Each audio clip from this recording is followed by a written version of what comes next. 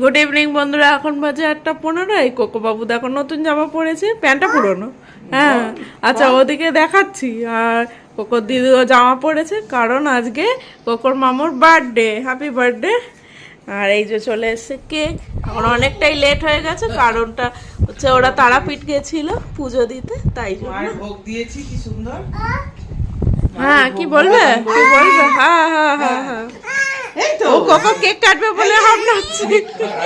আর এই যে কোকো দাদাই বসে আছে, তো চলো কেকটা কেটে নি।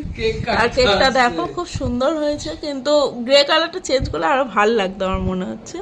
আর কোকোর মামু গাড়ি ভালোবাসে, সেই জন্য গাড়ি থিমেই দেখো কেকটা করা হয়েছে, কার থিমে। এ নিয়েছে, ওকে বসে কাটবে, তাহলে ও তো স্থির থাকবে না।